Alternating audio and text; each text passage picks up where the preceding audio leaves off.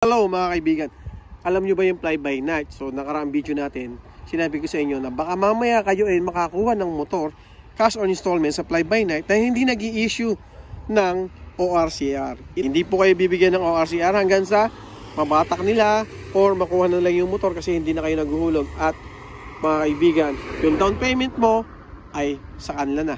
Siyempre yung monthly mo ay sa kanila na rin.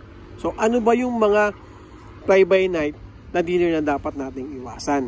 Meron akong kaibigan na na-interview, o panoorin po muna natin saglit yung aming usapan tungkol sa fly-by-night. Tandaan nyo, may fly-by-night na dealer. Ano ibig sabihin fly-by-night na yun? Ito yun. Kasi ako, masasabi ko rin kasi nakapagtrabaho din ako sa fly-by-night na dealer. Ito yung mga dealer na inirelease yung motor, hindi nila nire-register yung motor.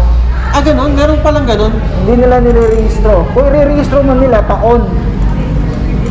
Oo. Kasi ang katwiran nila dyan, hindi na nila nire-registro kasi nga, may binabawi pa yung silang puhunan eh. Okay.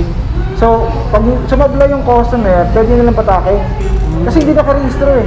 Di ba yearly nire-register naman yan? Dapat. Oo. Pero syempre, yung mga fly-by-night nga, mga fly-by-night na mga company, hindi na nire-register yun? Hindi na nire-register. Oo. Nire-register man nila matagal. Kaya, ingat kayo doon sa mga fly-by-night.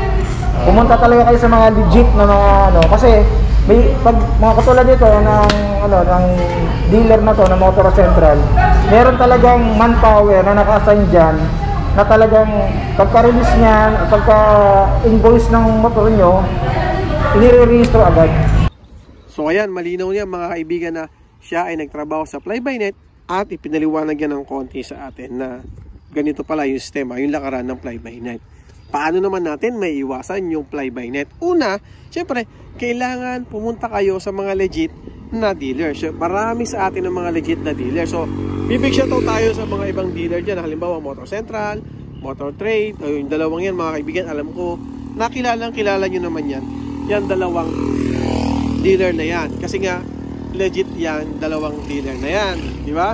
So, minsan nagkakaproblema lang sila sa pag-release ng ORCR. Minsan, hindi naman lahat ay nagkakaproblema, pero walang perfectong dealer sa mga ORCR. Pero minsan, siguro napapaaga, yung iba hindi.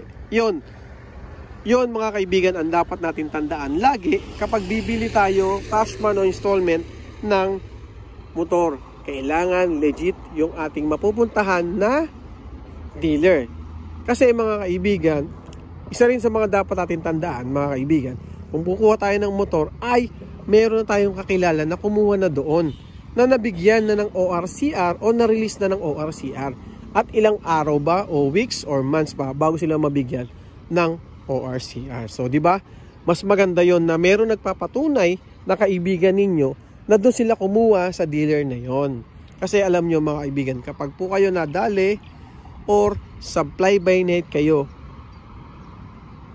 nakakuha ng motor, masasayang lang yung pera ninyo, masasayang lang po yung motor ninyo kasi maaaring mabatak, maaaring hilahin, or kahit ano pa po ay maraming mangyayari dyan.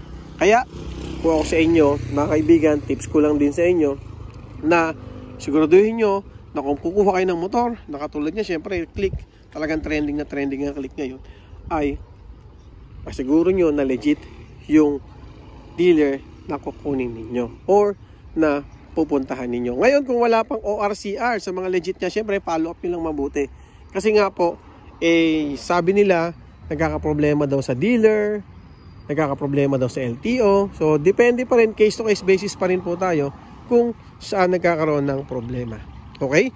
Yun lang mga kaibigan, na sana po may natutunan tayo sa video na to. At sana wala po tayong kaibigan, kasamahan, or kapwa rider natin na mapupunta sa dealer na fly-by-night. Masasayang lang ang pera nila at masasayang lang ang pera ninyo kung doon kayo kukuha ng motor. Okay? So yun lang. Maraming salamat and thank you syempre kay Sir Bong. Yun lang. Bye-bye.